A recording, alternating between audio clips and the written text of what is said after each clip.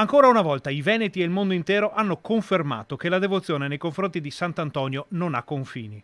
L'amore della gente per il santo con la S maiuscola è reso ancora più saldo dal periodo di grande difficoltà che tutti stiamo vivendo da troppo tempo ormai.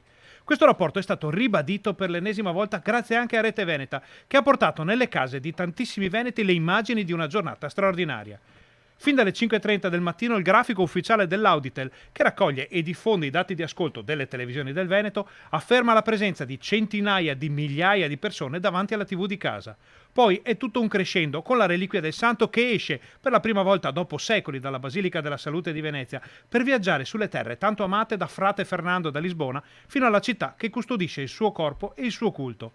Anche nel pomeriggio, quando il busto del santo viene portato nei luoghi simbolo di Padova, il volume dei contatti televisivi è altissimo, per una giornata da record per Rete Veneta e per la televisione del Veneto in generale. Dopo il volo in elicottero del 2020, il santo ha cambiato percorso e molti pellegrini sono tornati a visitare la basilica. Quel che non cambia è la potenza inaudita della devozione popolare e la capacità del gruppo Media Nord-Est, esercitata da giornalisti, tecnici, operatori e registi, di portare nelle vostre case questo sentimento travolgente. Ancora una volta, noi con i Veneti, per raccontare una regione, un popolo, una storia bellissima, quella del Veneto.